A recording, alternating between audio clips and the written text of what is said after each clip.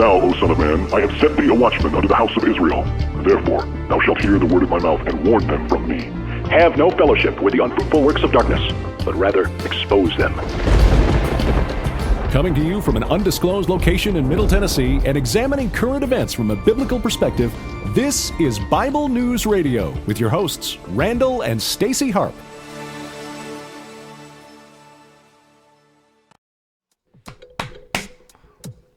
Hello, people.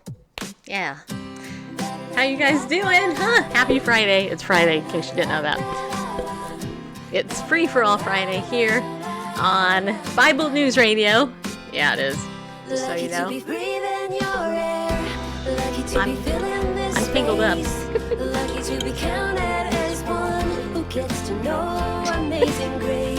My headset's all tangled up. There. Very funny. So, this is Sherry Keggy from a couple years ago. Her song called Lucky to Be Breathing Your Air on her CD called No Longer My Own. So check it out as we share out this show everywhere, if you don't mind. You have kept me close to your side. I couldn't run. Randall wants to sing a lot. Your relentless love would just keep pulling me back again. And there he is, people. Lucky to be breathing your air. Lucky to be filling this space. Lucky to be counted as one who gets to know amazing grace. Lucky to be wearing your crown. Lucky to be one who was found.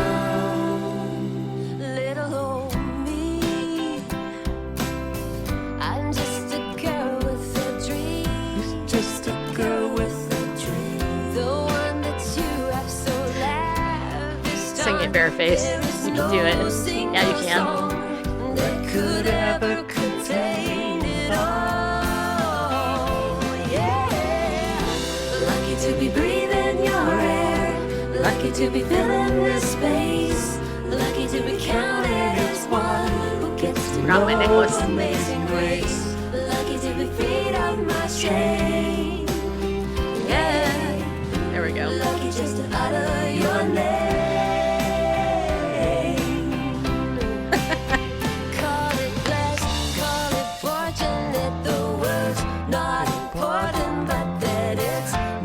Chance, but divine providence.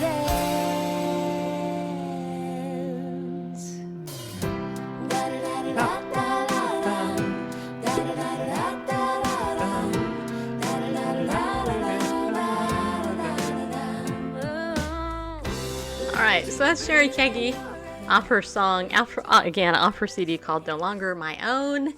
And that's called Lucky to Be Breathing Your Air. That was most of it, just so you know. By the way, thanks for inviting followers, people.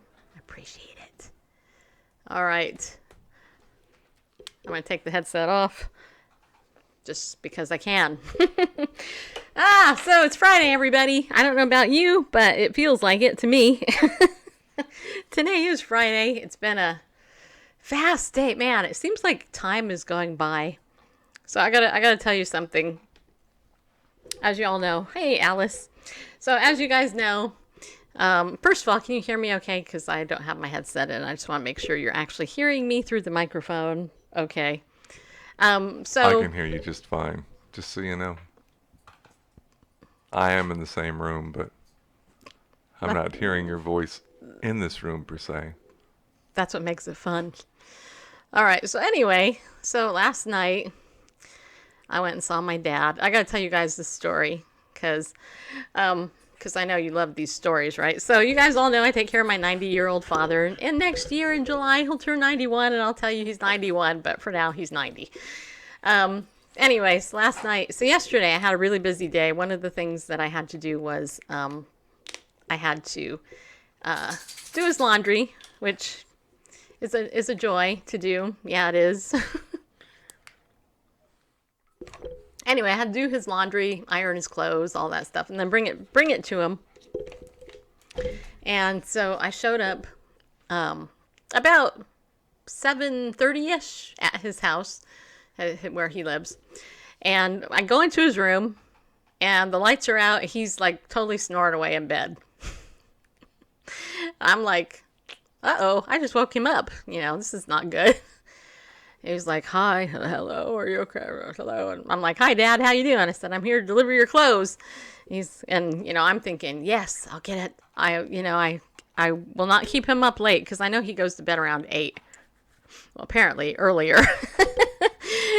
Anyway, so long story short, I put his clothes away for him and everything. And then I went and sat down on his bed, and he starts telling me some stories. And, his stories are usually from 60, 50, 70 years ago, because he's 90. So, got to subtract to way back when he was a child or a teenager in his 20s, because he tells me a lot of these stories from when he was in his 20s. And so I'm sitting there on his bed, and he's laying back. And anyway, we talk for a while, and then I say, Dad, I need to go because, you need to get some sleep. I need to get some sleep because I've been doing this contest, which, by the way, I will tell you guys about in just a second. And anyway, so you just picture this. I have my father's features, let's put it that way. You can definitely tell I'm his daughter. It's very obvious. And so as I leaned over to give him a kiss, I gave him a kiss goodnight. And then I, pictures he's in a bed. He's laying down with his head on the pillow on the back. And I'm sitting on his bed like a parent would a child, tucking him in and, give him a kiss goodnight and everything. So I give him a kiss goodnight, and then he looks up at me and he goes, looking at you is like looking at myself. And I told Randall that this is funny because I literally thought that same thing when I gave him a kiss. I thought, wow, it's like looking in a mirror. Anyway, Randall thought that was kind of odd. But I thought about it afterwards, and I thought, you know what? It's kind of cool that I have a parent that, even though he's old and, didn't really know me growing up, it's really neat for me to be able to have a nice, nurturing relationship with my dad, even though, he mostly doesn't think that he does anything for me, but he really does, And I just want to share that with you because sometimes I think in our walk with the Lord, it'd be really easy for us to feel like we don't, really do much for God because, he's our Father. He provides for us everything. I mean, the very air we breathe, lucky to be breathing his air. He actually, he actually provides all this stuff, but we give God joy. We give our Father's joy, our Heavenly Father joy. And just our very presence as his children is something that we can never forget, that just the very fact that the value of who you are as a child of God, if you've been born again, means the world to the Lord. And I just say that because my dad last night actually said to me, he always says to me, oh, you're my good girl, you're my angel, you're this, you're that. Anyway, and it's weird for me because I'm a grown woman, but to have somebody, entrust that type of love and nurturing to you is a very, it's a very cool thing, actually, right, Alice? Yeah, Alice said that's not odd. Yeah, it isn't, but yeah, it's kind of a redemption story for me because, like I said, my dad, I didn't grow up with my dad. I've only known him a couple of years. And so it's neat to kind of see his vulnerability. I always say that word. It's hard to say that word. But also the parallel to the Lord is that he loves you just because you're his creation. And he loves you more, just maybe that's not technically true, but if you're his child, he loves you for sure. And just that very fact that he loves you as his own should really be what gets us up and gets us ready to motivate, ourselves, not only in our faith every day, but as we share God's love with people every day, right? Because people can tell. A lot of people. I'm around a lot of people every week. I mean, I'm around a lot of people, and it's really obvious those who are struggling and they don't feel like they're worthy or that they're loved very well. What a smile can do, what a word of encouragement can do, what you just saying, hey, I believe in you. That was awesome. Like for me on pickleball court, I play with a lot of players. Some are beginners, some are more advanced. And just that word of encouragement can really flip a person's life and a perspective. In fact, I had somebody tell me today, he said, you're one of the most affable people that I've met. And I was like, first of all, I was impressed he used the word affable. It's not every day somebody uses that word. But second of all, he's right. Well, I don't know if he's right that I'm one of the most affable people he's actually met, but I told him, I said, well, my audience calls me sweet and lovable, and that's because I have a sweet and lovable audience, right? Because you guys, do what you can do. But anyway, so I now my text message shows up 15 minutes later. Anyway, so now, so love your mom and your dad. If you're lucky enough to have your parents around and even if it's a struggled relationship, your parents are your parents. God says to honor your parents and he will give you long life on the earth. And I can tell you one thing, my mom never honored her mother and she died young, just saying. I can tell you my dad totally honored his parents and he's lived a long life. So that's just true in my family. All right. So the contest for Legal Shield. Okay. Here is the deal, everybody. So last night, technically, according to the Legal Shield app, where I was sending everybody out the business video, which is about 22 minutes. Those of you who click the link, thank you so much. I want you to know, according to the app, the contest is over. However, I don't think it's actually really over because it's still updating the app. And I'm currently I got like 3 more above the 25. So there's like 19, 20, and 21. We're all tied at the same amount of prospects and all that. So I'm in the top 25 right now, but the contest doesn't end apparently until tonight. So I'm just going to throw that out there one more time. If you guys want to help me win this contest, stay in the top 25. I would love to send you the Legal Shield video. All you got to do is click the link, watch it for a minute or two. I prefer you watch the whole thing because it's actually really good and I've gotten a lot of good feedback on it. But for the purpose of the contest that I'm currently in, and can stay hopefully in the top 25. If you just click the link, watch it a couple minutes, it will get registered to me as a count for being in the contest. Okay. And also I just want to say again, thank you for, for being a part of that. Cause you don't have to. I literally had one person tell me, I don't want to click a link tonight.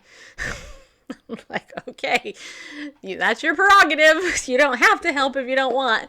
But I would appreciate it if you just want to humor me. That would be cool. All right. So, but as of right now, at the time of this show, we are actually doing well. We're in the top 25 and the goal is just to stay there. That's kind of what I want to do.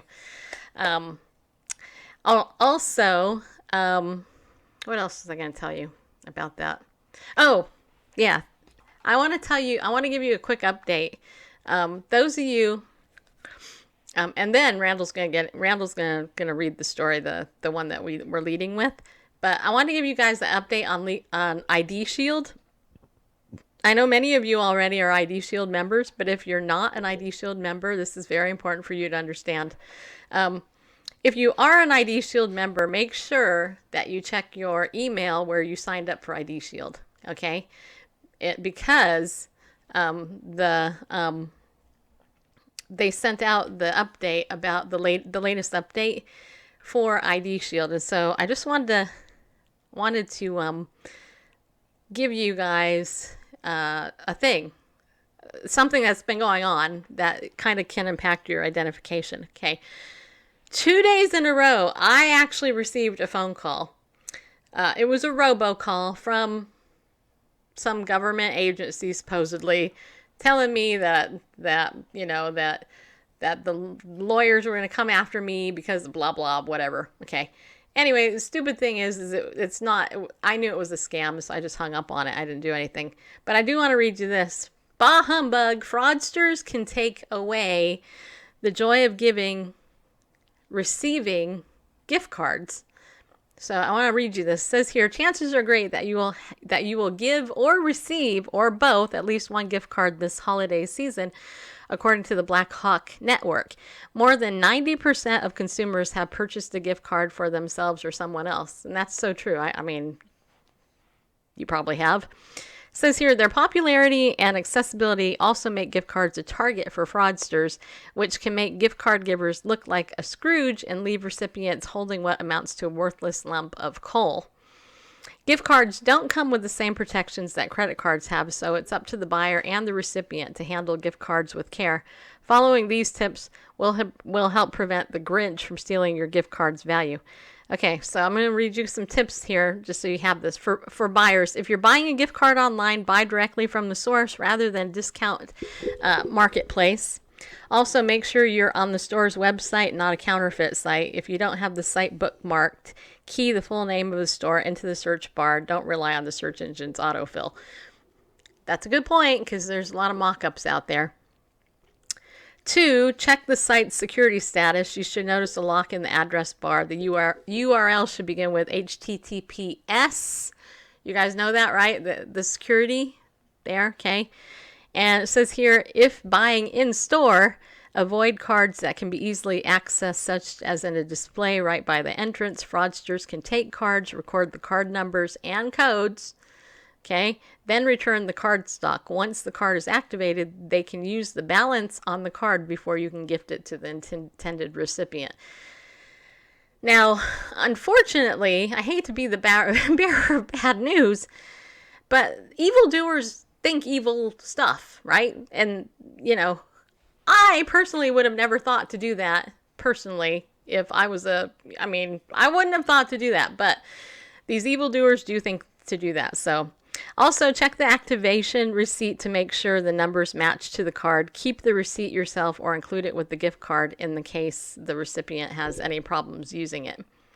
All right, so and it says here, the gift cards are popular among scammers for other reason. Gift cards are scammers' preferred method to steal money from their victims. The Federal Trade Commission reports that 26% of people who are scammed out of money paid with a gift or a reload card. That's huge. 26%, that's huge. Okay, so then if you're a recipient, it says here, if you want to check the remaining balance on your gift card, calling the number on the card can be more secure than checking it online. Not all balance checking websites may have strong security, leaving them vulnerable to cyber criminals who can retrieve card numbers and balances. So that's actually a good tip. Read the fine print that accompanies the card. Some card issuers do offer a replacement policy. In that case, register your card as soon as possible. If the card is lost or stolen, report the incident right away, and you may be eligible for a replacement. Retaining the activation receipt may also prove helpful if you need to request a replacement card. And some cards have expiration dates, so make sure, do what I do. If you get a gift card, you just use it as soon as possible, because then the likelihood of somebody else using it or hacking into it is lower. And then it says here, did you get a gift card that you don't want or can't use? You can re-gift it or sell it. If you choose the latter, avoid Craigslist. Instead, use a legitimate card exchange website such as Cardpool or Card Cash. All right, so that's just a couple of tips from ID Shield that they sent out to our ID Shield members, but I also wanted to just throw that out to you guys so that you know that that's something you can do. Also, the robocalls and scams are extremely high. I got two. I literally got two. I got one yesterday and this morning. I got, calling me up, trying to tell me that I'm under investigation and blah, blah. And, and I'm just like, really? Click. And they were from Texas, actually. So yeah. And then one last thing on the ID Shield and Legal Shield thing. This is November 30th. This is the last day of the month, and this is the last day I'm offering. If you want to sign up under me today, it has to be today because today is the last day. Actually, I said I was going to do this till Wednesday. Well, it's the end of the month. Today's the last day. If you want to sign up for ID Shield with me or Legal Shield with me, I will give you your first month free if you sign up with me today. It has to be today, though, because I need to stay in the mad streak, and I also... also would like to get our bonus, but unless I get 8 people sign up today, that's not going to happen. But if I get 1, then I stay on the mad streak, and that's still good. That keeps me in the qualification for a prize to Cabo if I get my name drawn. So that is the plus there. And if you're an associate and you get 1 person signed up today, if you haven't already this month, you get your mad streak, and you could potentially also win a trip to Cabo if your name is drawn. Okay, so if that's you, then let me know. Get in touch with me after the show. Okay? All right. So, Randall, and one last thing. Bible news, text me the term Bible news. Join my text message list, Bible news to 33222, and you will be on my text message list. You can also communicate with me through that as well. I am going to be doing a giveaway maybe tomorrow. Just something special. I'm just going to do that for tomorrow. And then I have a new book on the topic of resentment and blame, where I'm going to be interviewing the author soon, that I will be giving away a brand new copy of that to somebody on my text message list. So if you want to be a part of that contest, join that. Bareface has that scrolling up there. Just get on my list. Okay? All right. Okay, so Randall Pandle Bareface is going to go ahead and talk about this story about the mom, because this is kind of crazy. Well, this is an article that was published in the 26th this month, so 4 days ago, on the Federalist.com.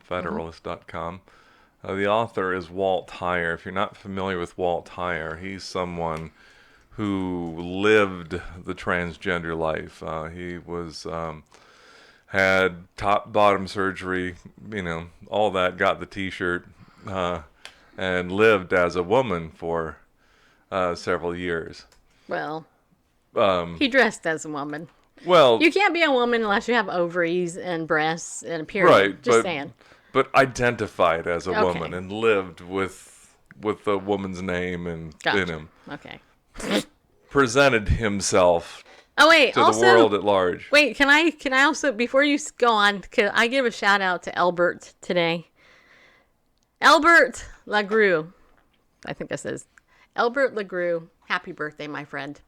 Now, I know that I've never met you or talked to you, but you are like the #1 person that shares out Bible News Radio stuff on Facebook every single day.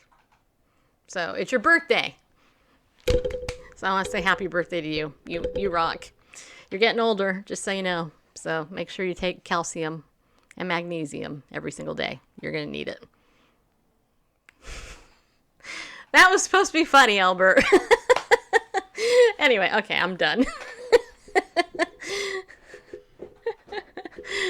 Right. He didn't pay for that, but... Stall. I'm trying to... Oh, you want me to stall? Okay. Yeah. I was trying to do the same thing. I was setting up a shot that I usually do for you. I should say hi to everybody. Hey. Okay, so Mama Gina's here. Kim is here. Hey, Kim Wendy. I see you, girl. I love watching your Instagram horse stuff. Jeff is here again. Welcome back, Jeff. Mama Gina is Mama Gina. Yeah, she is. Marty, you're here. Erin Bond. Erin actually was Erin was the person that knocked me into the 25 last night with the contest. So I thank Erin for that. Oddvar. Mr. Oddvar. How you doing, buddy? Mia, superhero paramedic. Stephen Batten is in the house. Stephen's always, encouraging me as well. Wanda. Yeah, you are. There you are. And there's a couple other people. I don't know who you are, but thank you. Thank you for doing that. Hey, yeah, actually, I have Aaron's Young Living Stress Away stuff. I pulled my calf today, and I pulled a muscle in my right calf. Yeah, I'm going to try some essential oil for that later. But that's just a reminder to go over to my Bible News Radio page. And if you go over to our Trusted Associates page, you can actually get essential oil from Aaron, and you can get Norwex cleaning products from Coach Mo, which are they're absolutely awesome stuff. Okay, you ready? Yeah, anytime. Well, okay. You told me to kill time, so there you go. All right, now back to Bareface. All right, so back to this article on the Federalist.com. See there, mom dresses 6-year-old son as girl, threatens dad for disagreeing. And the author Walt Heyer, we talked about him, and he's been a guest on this show several years back when we were audio only. And anyway, let's just read the article. Good idea. Read, 6-year-old James is caught in a gender identity nightmare. Under his mom's care in Dallas, Texas, James obediently lives as a trans girl named Luna. But given the choice when he's with dad, he's all boy, his sex at birth. In the divorce proceedings, the mother has charged the father with child abuse for not affirming James as transgender, has sought restraining orders against him, and is seeking to terminate his parental rights. She's also seeking to require him to pay for the child's visits to transgender affirming therapists and transgender and medical alterations, which may include hormonal sterilization starting at age 8. Now, cut for a moment. Not to get, Don't you love how Bareface put himself in the article like he does me? Except he put himself up higher. I'm like in the corner usually. Well, what's with that, Bareface, huh? Because I've noticed that, anyway, because often we're looking down while reading, it looks kind of just unnatural, so I thought I'd try it up high if my eyes are down, then I'm looking down at the article on the screen. But okay. Anyway, just thought I'd give it a try. So when a child says they want to be a fireman or whatever, say I don't know, a speed skater, whatever, do we just throw them out there and send them off to get training as a firefighter? Do we try to get them on the Olympic team for speed skating? Do we there are things you gotta wait till you grow up, and these odd things, often are phases, and they pass. The things that you wanted to do when you were 6, you probably didn't want to do when you were 8, and probably didn't want to do when you were 10. I mean, they vary, but so this mom has wanted to fast track this kid to quasi girlhood. Let's suppose it's a thing, the gender dysphoria, it's a diagnosis and all that. Let's get back to the article here. I'm going to skip down a bit.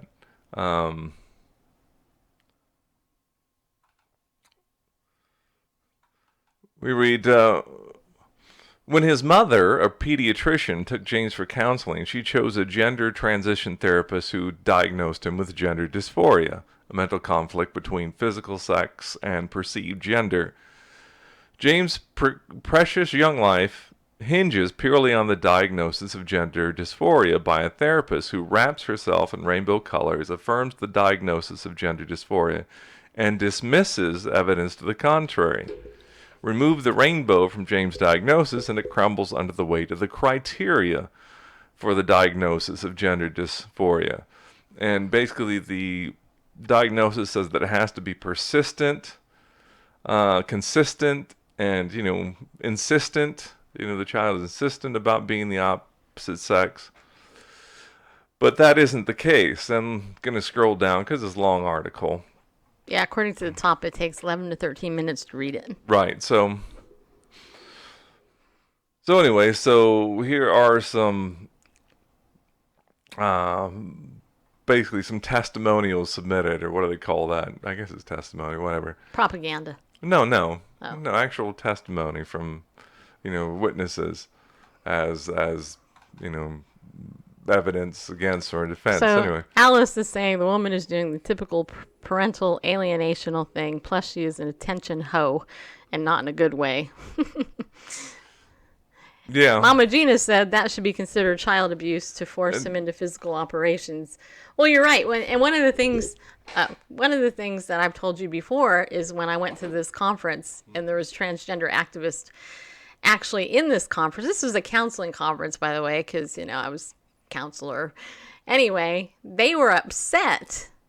These leaders who were pushing this stuff were actually upset because they couldn't find enough doctors to actually perform this, but they were still doing their best to put out the propaganda so that the option is there to mutilate your child if you so desire. Yeah, let them make life-altering decisions at age 6. Or Hey, in this Dina. case, making it for them, as we'll see. Dina's here too. Or Dinah. Dina or Dinah? Forgot. Don't hate me.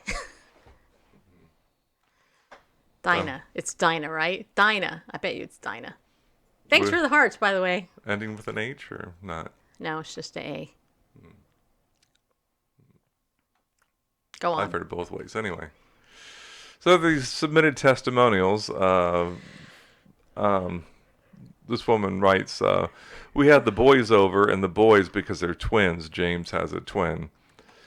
The boys took turns telling stories, and James made up a story about 5 little boys, himself, his brother, and my 3 sons, who were such good friends that they magically turned into pumpkins. I mean, this kind of story a 6-year-old would tell. It's like Dina, just so you know. Okay, so they could stay in the pumpkin patch together forever. He didn't say kids. He specifically and happily referred to himself as a boy.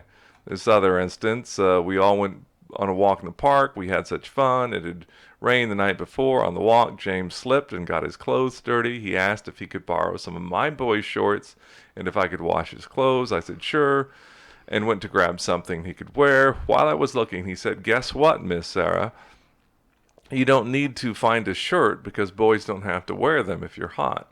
I laughed and told him I guess that's a good thing about being a boy. He said, "Yes, it is." Saturday, November 3rd, his mother came to pick up the boys to take them to his brother's soccer game. James hugged his dad and said, "Love you." He refused to go to the soccer game as a girl with his mom and stayed with Dad. That evening they came to our house. And so, as Walt points out, James exhibits no desire to be Luna, the girl, except when he is with his mother. And so, and then so it turns into this court battle, and I was reading the petition where she's basically wants to charge him, seeking a restraining order and charge him with child abuse, and the father, where it goes the other way around. Anyway, what you can do, I'm just going to wrap it up with this. You can go to savejames.com, like it sounds, S-A-V-E, SaveJames, James.com. SaveJames.com, you can read a little more about it, and there's also a link where you can help fund legal costs for the dad. So far, 27% funded, which is good, 424 backers, but like to Wow. see. How much are more they than- looking for? They're looking for 75,000. because court costs are expensive. And Yeah, Dina says, sounds like the mom wants the 6-year-old to be her daughter. And hey, Annie, nice to see you. I know. This is sanctioned child abuse. I Yeah. mean, you know what the irony of it all is, though? I mean, just, you guys know I'm a straight shooter. The irony is that these issues, many of these issues with gender dysphoria and same-sex attraction are actually a result of childhood abuse in some way. Yeah. Sometimes it's sexual, sometimes it's neglect, sometimes it's actual abuse as far as, actual physical abuse or emotional abuse. And so what happens is people go in, the etiology of that is the beginning, right? And then they end up in this situation where they are essentially re-abusing themselves over and over. And when you have a parent who's doing that, the infuriating thing about that is that usually it's a narcissistic parent, okay? Because if it's a narcissistic parent and this is the child, that's how they see the child, as an extension of themselves. So that kid unfortunately doesn't have a self. That narcissistic parent, it's all about them and what they want to do. And so it's infuriating because it's child abuse. Couldn't the dad charge mother with the same charge, then court? Couldn't. Okay, that's a bot there. Block. There we go. Yeah, I mean, that's the thing, you know. Well, before I forget my point, which I forgot and then remembered. Anyway, the chilling thing about this is because the LGBT lobby has been so effective in implementing these anti-discrimination laws and all these other things, and their goal, you know, has been to deal with parental rights as well. You know, they're the ones creating the alienation between the parents and the system. You know, we see it happening in the church. We see, I mean, with adoption issues and other things. And it's encroached in the church and our religious freedom, too. I've always said that it's a big issue between religious freedom or LGBT, you know, rights trumping religious freedom. Because these are two mutually exclusive worldviews. They can't coexist. And unfortunately, the LGBT lobby has way more money behind it than the church is willing to put out to defend God's way of doing things. But it's the world we live in. So there you go. The mom is charging the dad with abuse because dad doesn't force his son to act like a girl. It's crazy. Well, yeah. Yeah. But, you know, I mean, I think about my own mother. My mom, she didn't want me as a girl. She wanted me to be a boy. And so she actually forced me to look like a boy when I was a child. I mean, I should dig them up so you could see. When I was really little, like under 8, I had very, very short hair. I looked like a little boy. In fact, so much so that I looked like a little boy that people would call me a little boy. And my mom told me over and over and over again that she never wanted a girl. She didn't want me. She wished I was never born. Fortunately, thank God, years later, she changed her mind on that. But that is one reason why you'll never see me with short hair. Just so you know. I will always have long hair. I don't care until I'm 100. Speaking of my dad, though, last night he told me he wanted to live to 115. Did I tell you that, Randall? No, you didn't. Why not? Throw another 15 years on there. I know. You know what I thought when he said that? I told him, I said, Dad, so you want to live to see me be 75?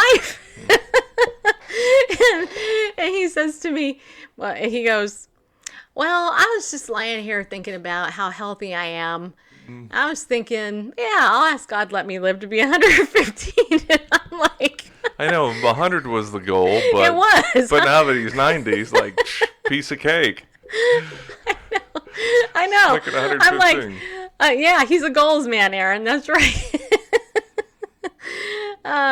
Dina says, my mom did the same thing. I had the shortest hair and looked like a boy. I hated it. Yeah, you know what? I don't know if it was because she didn't want you as a girl or what. I mean, for me, that was definitely the case with my mother. And my mom, the irony of it all is that she had very short hair and she was a beautiful woman. I have one picture of my mother with long hair or shoulder-length hair. She was beautiful, absolutely stunning. She had beautiful blue eyes, just beautiful woman. But she kept her hair short, and I hated it. I hated it. Anyway, praise God. Hopefully he'll see his return. Why would you confuse a kid? Well, because adults who are confused, you know, yeah.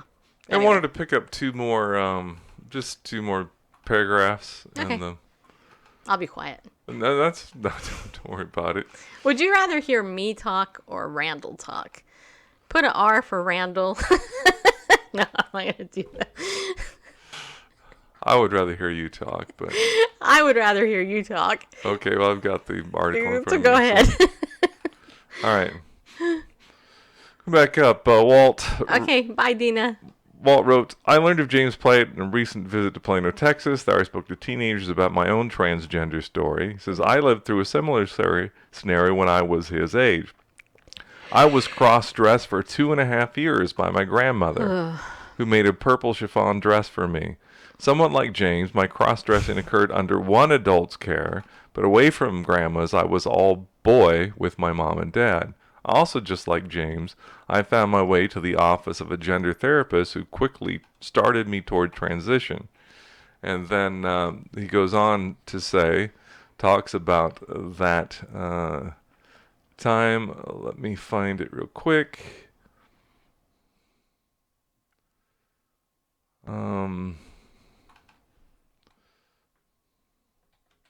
Well, we're getting votes for both of us. They'd rather Okay. hear both of us talk. So Annie and Melanie, I Yeah. think, put an H. I think she just means both of us by that.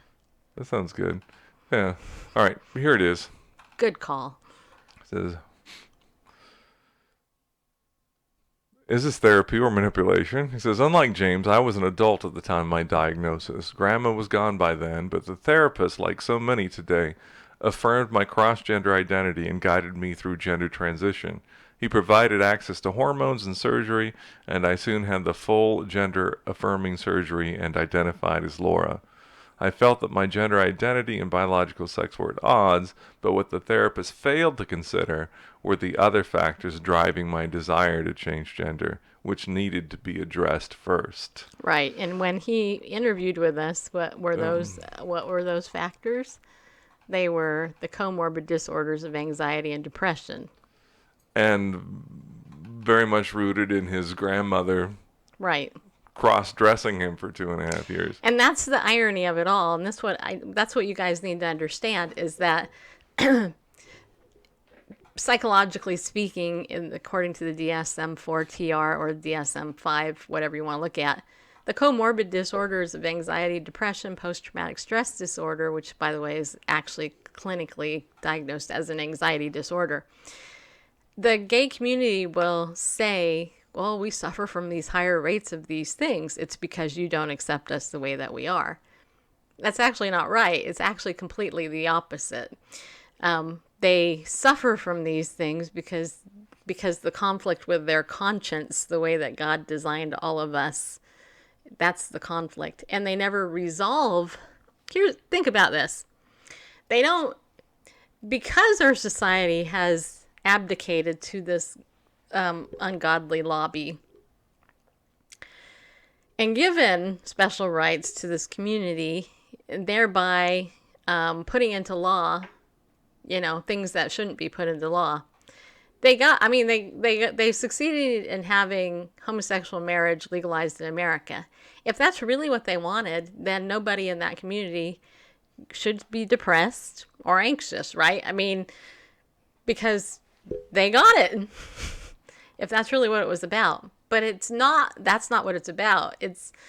And they're never going to not suffer from that until they deal with the root issue, which created the issue in the first place. And that's what the gay lobby never wants you to look at. They don't want you to look at the causes or the causality behind that, because in the overwhelming majority of the cases, it's tied to some traumatic event. And it's hard to deal with trauma. Okay, let's just be honest. Nobody likes to deal with trauma. It's traumatic, especially if you've been really severely abused in some way. It's severely traumatic, And I remember I have a friend who actually he wasn't really a friend. He was a psychiatrist I knew. He worked with my old therapist, and he gave the best illustration of how you can get a PTSD. Without being traumatized. And it was actually during, he explained one day about a woman who was burned in a horrible accident. And she had to go to the hospital, and, they had to treat her for the burns. So much so that they had to do grafting of the skin, okay? And so they had to do the grafting of the skin. Well, to do the skin grafting, right, of this stuff, that's not an abusive situation by any stretch of the imagination, but the trauma to heal that burn, which was, an accident, she had to continue to relive the pain of going through the skin grafting in order to get better. the problem is, and I remember hearing him describe that, and I thought that's a great illustration because that person developed PTSD as a result of the trauma to get better. But the problem is within this gay lobby in the community, they don't want to deal with those issues, which is why incidences of alcoholism, drug abuse, sex abuse, etc., is more rampant in that community. And yet they'll blame it on you or me because we oppose, the behavior. Well, it's because you oppose it. That's why I'm drinking alcohol. No, I can honestly tell you, I have a sister-in-law that's a lesbian. She lives up in San Francisco, as far as I know.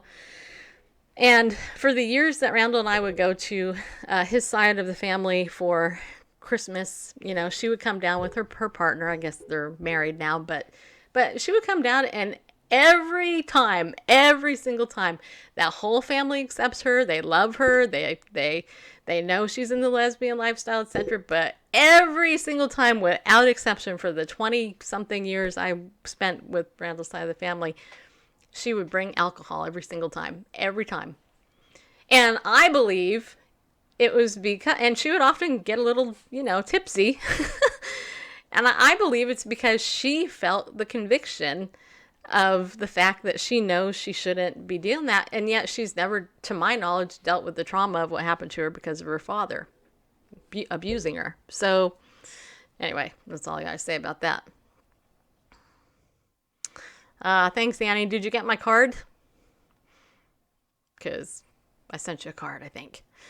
Anyway, so you have another article? I actually have 2 more articles I'd like to bring up. Before the time gets away from us, I want to talk about sponsors and that kind of thing, and resources that we have to offer. Awesome. Are you going to do that? I can, if you'd like. Sure, go ahead. All right, I will. Hey, who can tell us who our main sponsor is of this show? You guys are smart. You should know that. Welcome to Smoke Them Lemons. It's their first day on Periscope. Well, smoke them lemons! Welcome to your first day on Periscope. Okay. All right. I hope you like it. Thanks for coming to Bible News Radio, the best show here on Periscope. Just so you know. If you head on over to our website, BibleNewsRadio.com, hit the resources menu item at the top navigation there, you'll find a number of good recommended resources. The top row, you'll find The Christian's Biblical Guide to Understanding Israel by Doug Hershey, and that's available for purchase. $9 includes shipping, so free shipping. Really want to draw your attention to this item here, this globe toward the middle of the page, which is the Historical Graphical Study Israel DVD Tour. That's a mouthful, but what it is it's 7 DVDs over 4 hours of content in a systematic way going through the land of Israel, and very well done. And click on that details button, takes you to the Ariel store. You'll see it's only $29. I mean, you couldn't go to 4 hours of movie for $29. Actually, if you're a Legal Shield member, you can get movie tickets at a discount. Just so you know, if you get into your member perks, just had to throw that in there. Okay, but you can save an additional 20% off of that. Yeah, you can. So that's $5.80. So that brings it down to whatever, $23 and change. Really highly recommend that you get this. And that 20% works not only with DVDs, but anything on Ariel's store. 20% off of anything, anytime at Ariel.org. And when Stacy stops yawning, I'll put her back on the screen. Okay, I'm done yawning. Okay. Okay, by the way, I want to stand up here. Hold on. See this? Bible News Radio. We can't hear you very well. Okay, this Bible News Radio shirt is my shirt. Yeah, it is. Yeah, it is. And I wear my shirts all over the place sometimes, but here's the thing. You guys can buy a shirt if you don't have one yet. They're right there. That's also on our site. You can get a coffee cup. You can get, I'll be bold. I'm going to sit down now. Because my legs hurt. It's probably not the most flattering. I was wearing my purple one earlier. But anyway, I know Randall's a pro. But anyway, yeah, you guys can get Bible News Radio gear if you want. You got Be Bold, Stand Up, Go with God. You have Sweet and Lovable. If you want a Sweet and Lovable coffee cup, you can get one of those. I may be adding the Spring Hill Pickleball t-shirt in there at some point once we get that going. But there's just stuff there. And you know, just so you know, if you do buy one of our shirts, we actually make a little bit of money on that. I mean, Gallery gets most of it, but that's another way you can sew into our show if you so desire. Pun intended. Anyway, I haven't been promoting it. I haven't been promoting our gear, but I've had some of you recently ask, do you have shirts? I'm like, yeah, I have shirts. You need to order a hoodie. You know what? I do too. I need to get a hoodie. You know, Mia has one. Oh, and there's also I'm a Daily Disciple one there, and I Love You in a Non-Gay Way, which, by the way, nobody has ever, ordered. I should get one for Cheryl Chumley, though. When I get some extra money, I might do that. Just send it to her for a joke. But anyway. So there's that. Oh, and then you guys, if you want to be donors, you know, monthly donors, that's the pillar of the community. By the way, if you're somebody, I'm just going to say this.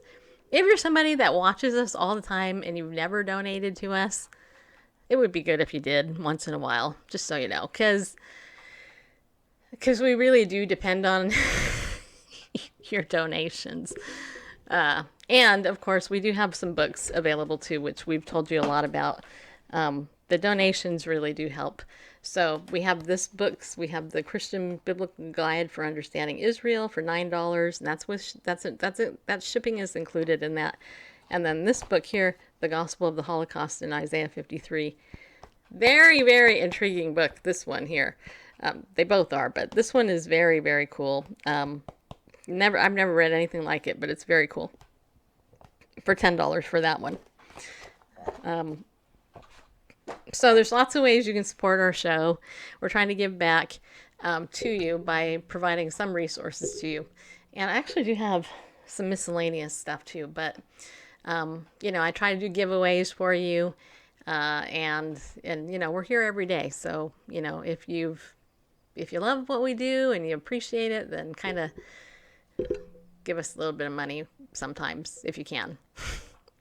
Please just give us, you know, we ask generally for $25 a month. And I have to tell you that that's barely, I mean, that's basically one meal a month for me and Bareface. Okay, so yeah. Anyway, or you can become a Legal Shield member. That helps too. But that actually helps you more than it helps us. Just so you know. Okay. All right. Okay, how many of you think the Pope Francis could be the false prophet?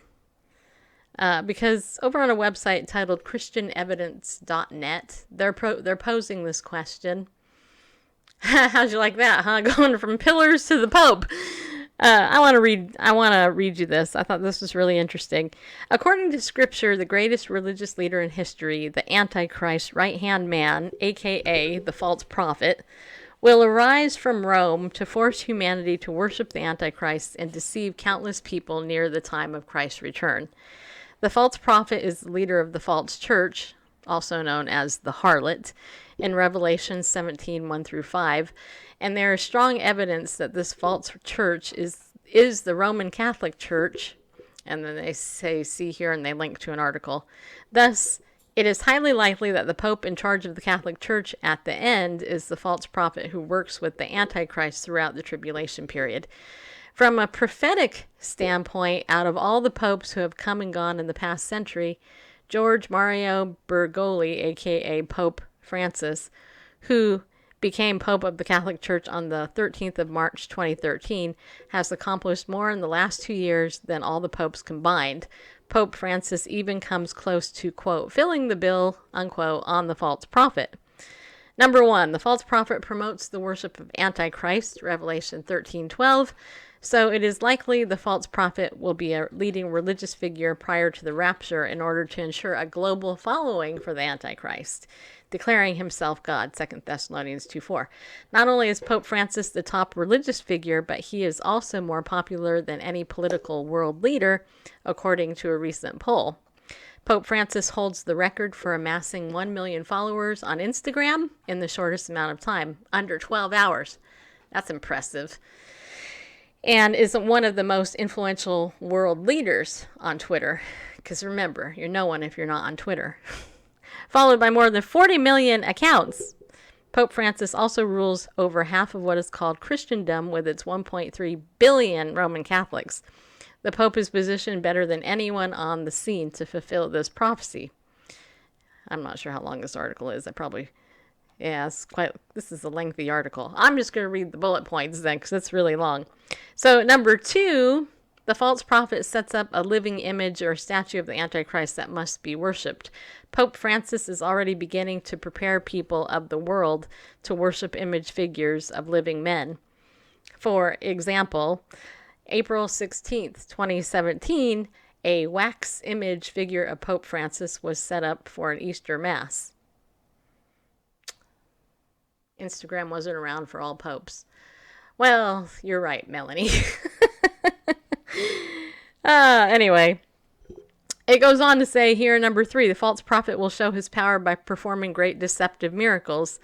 Performing miracles is nothing new to Pope Francis. Pope Francis is credited with many healing miracles. See Family Speak on stories of Pope Francis's healing powers, and has already performed one miracle in which he turned dried blood into liquid. See here. Wow, I didn't know that. Did you guys know that? Did you know that, Bareface? No. Wow. Can you do that by adding water? I don't know. It says here, interestingly, when Pope Francis visited the United States, the liberal press admired the Pope for his alleged power over the elements. The Daily Mail Online heralded the, quote, dozens of rainbows seen in Central Park as people waited for the Pope.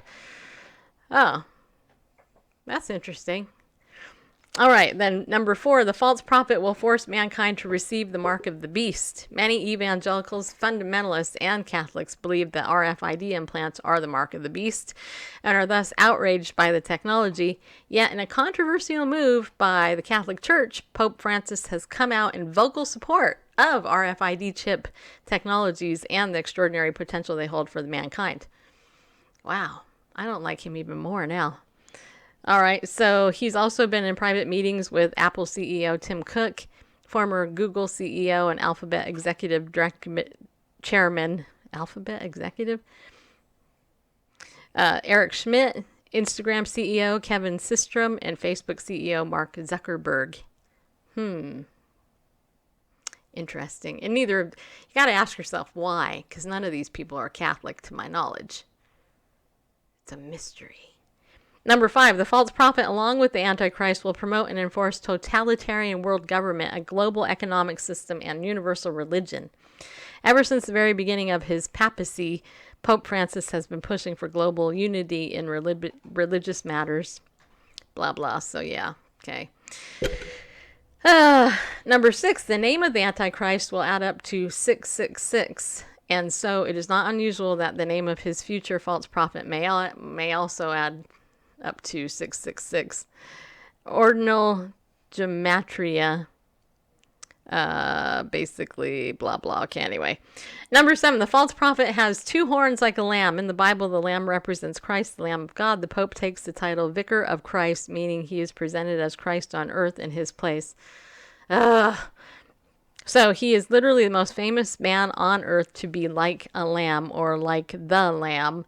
In addition, the Pope's literally has 2 horns. If you the hat, the mitre. Glad you're on here because I had no idea. It has 2 horns. If you go to the Catholic Encyclopedia, they themselves call it a 2-horned mitre. Yes. Indeed, the Pope is like a lamb with 2 horns. All right. Ugh. That's just kind of a... Number 8. The false prophet's message is the message of the devil and Satan. Even the media have picked up on the fact that Pope Francis talks a lot about Satan, the devil. C. Why is Pope Francis so obsessed with the devil? All right. The false prophet, this is number 9, will deceive many, even the elect. Pope Francis speaks boldly against the Bible and the Catholic faith almost every week without anyone stopping him. Yeah, and that's one thing that really bugs me. It's like, how can you follow a guy? Well, actually, I already know the answer to that question. Unfortunately, many Catholics are biblically illiterate because the church makes it that way, and so they listen to this bozo. It's kind of like the Mormon church, and they follow their prophets too, which are all false prophets. Yeah. Number 10, the false prophet's inward expression is fierce and dangerous.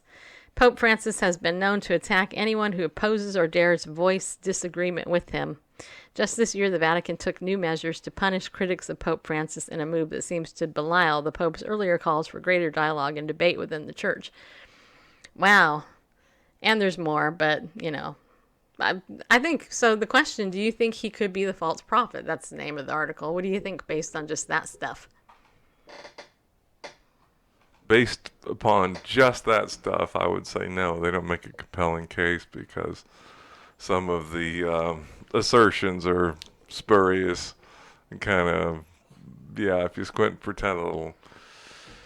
No, he may fill that role someday, but at this moment, I would say no. Yeah. So, okay, wait. Because in Revelation, in Daniel, the Antichrist is presented as an individual. Yeah. Individual who has a false prophet. And so Aaron says witchcraft. Melanie wants to know if Pope has a Periscope account. What do you think, Melanie? You should go look. Come back, let us know. For sure. Kim says, I don't trust the Pope at all. You're a smart woman. Cam Lupa says the Pope is the Antichrist. Melanie says I may switch back to Android. Well, you may as well forget doing that because they're owned by Google, which wants the mind of God. So you can't win either way, Melanie. You're either going to have an iPhone or an Android. Aaron says, so is www in Hebraic. Are you talking about that stands for 666, let me at 'em. Thanks for the cute cards you just got. Oh, you got it, Annie. Oh, good. I'm glad you got it. I'm thinking that it'll be someone who has more experience in prophecy to deceive many. Yeah, well, the interesting thing about all of that is the whole idea of virtual reality. Like yesterday when we were talking to Carl Tycrib and we talked about the whole virtual reality thing. Plus the whole hologram thing now they have set up. I heard that, I think it was Bill Gates. No, it was Tony Robbins who... I wouldn't trust as far as I could throw that man. Tony Robbins now actually uses hologram technology to hologram himself into these meetings because, he's a new ager like Oprah. But anyway, the good news is that we know Jesus is coming soon. And we have an opportunity to share the good news of Yeshua with the world by being bold, standing up, and going with God every day.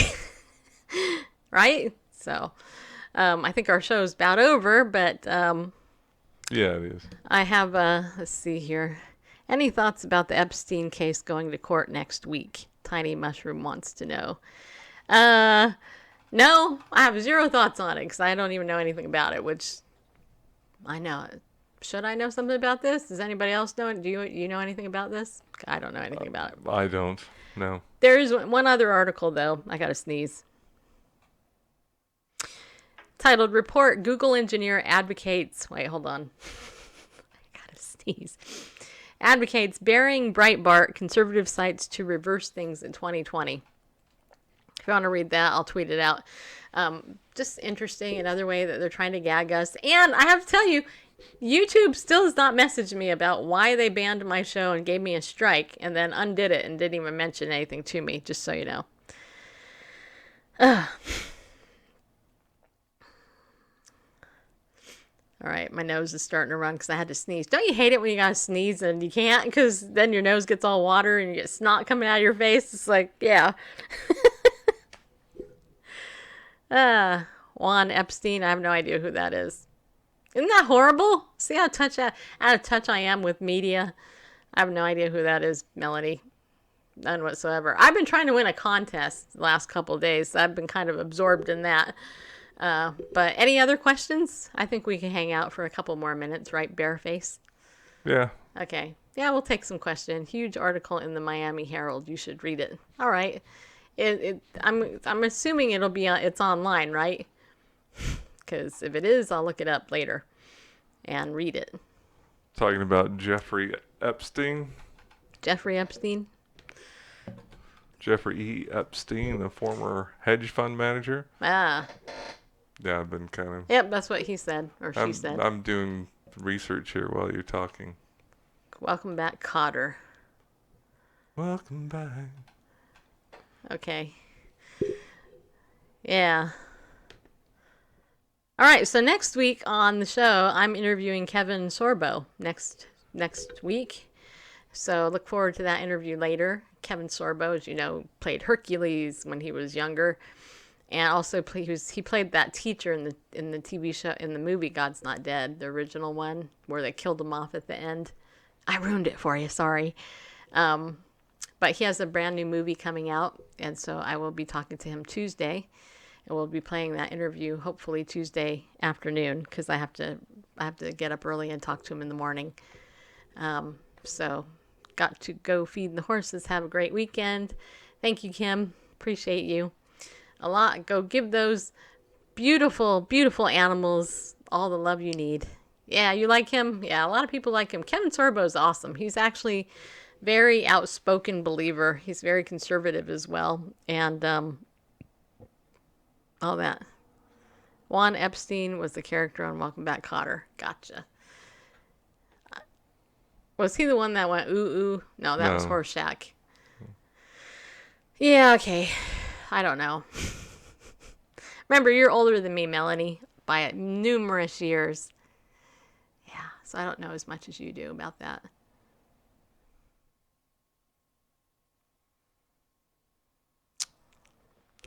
All right.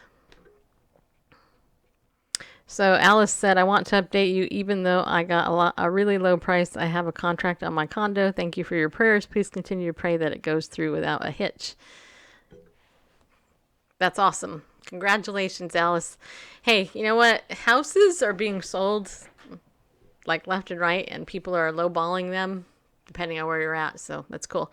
Also, don't forget, if you want to add to your prayer list, don't forget to be praying for the people in Northern California that had their houses burned down. I mean, we have 2 family members in our, extended family that lost their homes. And there are a lot of people up there who've lost their homes. In fact, L.A. Marzulli lost his home in Southern California. And I can tell you that if you go over to Derek Gilbert's website, I think derekgilbert.com or .org, one of those, L.A. Marzulli did an interview with him about what's going on. So if you care about L.A. and you want to learn more about that, then go check that out as well. Because they are our friends here, our extended ministry family. Also, a huge earthquake in Alaska just a while ago. Wow. That's a bummer. Alaska. How's Sarah doing? Does anybody know? Because, she's the only person I know that lives in Alaska. Is that on the Drudge Report? I just pulled up the Drudge Report. Oh, yeah, here it is. 7.0 mag quake rocks Anchorage. Wow. People run from offices, shelter under desks, major damage, roads buckle, map, photos, video, Palin, family intact, the house isn't. Uh-oh. That's not good. Tsunami warning was canceled, so, okay. Okay, Sarah Palin tweeted, pray for Alaska. Our family is intact. House is not. I imagine that's the case for many, many others. So thankful to be safe. Praying for our state following the earthquake. Wow. That's good. I'm going to go ahead and retweet that. That happened 4 hours ago? Yeah, see? Wow. Well, there you go, everybody. So, that's the thing. That's why I don't watch the news, because it's so depressing everywhere. I try not to get too involved in it, because it just, I wouldn't, Yeah, I just get depressed. Hey, Dr. John. How you doing, buddy? Dr. John from Canada is here. Say hi to Janie for me. Hope you guys are doing good, having a good week. We're only going to be on a few more minutes. I think Bareface is trying to find something. No. Oh, no? We're done? Yeah. All right. One thing after another. Well, the interesting thing about the earthquakes, about all this other stuff that's going on, is that the Bible, the Bible predicts that when all these things start to happen all at once, then the end is near, right? So our redemption is drawing nearer than when we first believed, people. And so, just like I've been prospecting people with my Legal Shield app, let's not forget to share the gospel with people. The good news, right? We have really good news. I think Legal Shield rocks, right? It's awesome. It's great. Protects you and stuff. But you know what? The Bible is even more awesome. And the truth is that people need Jesus in order to deal with stuff. And people need their sins forgiven. Think about it. And I'll just end the show with this here. I texted Bible News and did not get a response. Did you text Bible News together, like as one word, to 33222? I will refresh my thing there. If you did, then I will see if it came in. But anyway, here's the thing.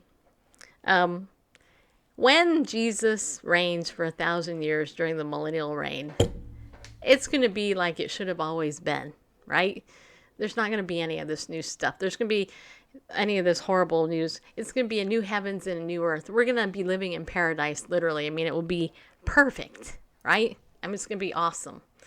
The enemy will be bound, and then eventually he'll be released, and then, the end will come for that thing. And how we're all going to live forever with no sin nature, with awesome food, and not have to worry about digestive issues or bad traffic or people yelling at you or screaming at you and stuff. It's going to be awesome. I can't wait. But, the thing is, sometimes, I don't know about you guys, sometimes it may feel like it is a hard to believe that will eventually happen. But here's the truth, you guys. You could die any minute. You could die like right after the show's over. You could, God could call you home any second. So you don't know when your last day is, right? You don't know when your expiration date is. And when you're going to leave this life to enter to the next life, which is the real life, really. Which is why, you should be ready. You should be right with Christ. Be close to him. Trust him. In fact, today I read. In fact, I'm gonna read this because I just feel like I should read this. I'm gonna open up my app for a second. Today I read 2 Corinthians chapter 5 in the morning, and I actually sent it out to you guys. And I noticed something really interesting in this chapter I'd never noticed before. I'll bring it up here. So 2 Corinthians chapter 5, beginning of verse 1 says, "For we know that if the earthly tent," that's our body, "which is our house, is torn down, we have a building from God, a house not made with hands, eternal in the heavens. For indeed in this house we groan, longing to be clothed with our dwelling in heaven." Don't we? Yeah. "Inasmuch as we, having put it on, will not be found naked.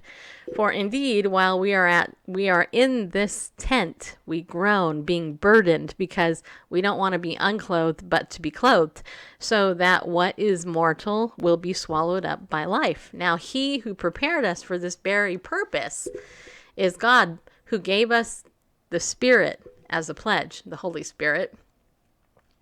"Therefore, being always of good courage, and knowing that while we're at home in the body, we are absent from the Lord. For we walk by faith, not sight. We are of good courage, I say, and prefer rather to be absent from the body and to be at home with the Lord. Therefore, we also have as our ambition, whether at home or absent, to be pleasing to him. For we must all appear before the judgment seat of Christ, so that each one may be recompensed for his deeds in the body according to what he has done, whether good or bad. Therefore, knowing the fear of the Lord, we persuade men, but we are made manifest to God, and I hope that we are made manifest also in your consciences. Okay? And I mean, I don't want to read the whole thing. But what really stood out to me about this was Paul, you know, who was near death numerous times for his faith, is talking about the longing that he had, you know, and that we generally do have as believers. Hey, we're to be absent from the body is to be present with the Lord, right? But what really stood out to me was where it says here, therefore, always being of good courage and knowing that while we are at home in the body, we are absent from the Lord. So meaning we're not in the same place, right? For we walk by faith, not by sight. We are of good courage, I say, and prefer rather to be absent from the body and to be at home with the Lord. But until that point, why? We walk by faith, not by sight. And so it is a faith walk, right? I mean, because we can't see where we're going, so it takes us faith to get there. I just thought that was interesting because we usually take that out as that little piece of verse 7 for we walk by faith, not by sight. We take it out of context and never look at the actual context. But the context is interesting. It's actually, the context is the conflict between living here in our body and being present with the Lord. And that takes some faith, right, Bareface? Indeed. So. Indeed it does. Yep. Anyway, so I don't know about you, but that encourages me, and you all do as well. So thank you for that. So, you want to have any final thoughts, Bareface? No. I don't want to complicate it beyond that. Indeed. Even so, come, Jesus, or let us come to you. And we do look forward to a time that we'll be absent from this body and present with the Lord. Not that we need to expedite that through careless living, everything like that, because we'll have to give an account, as it says, what we've done in the body. So, but yeah, help us, Lord, help us to be good stewards and thankful of the gifts He's given us, including these mortal lives that we have, but then knowing that this is our temporary residence. How many of you are glad your current body is only temporary? Oh, to be, like, have the perfect body to play pickleball with 12 hours a day. Anyway, I know we can't imagine what the next life is going to be like, but you know what? I can tell you this, the best is yet to come. And, you know, just remember that, okay? All right, you guys have a good weekend. I think Bareface will be back, Lord willing, tomorrow with Weekends in the Word.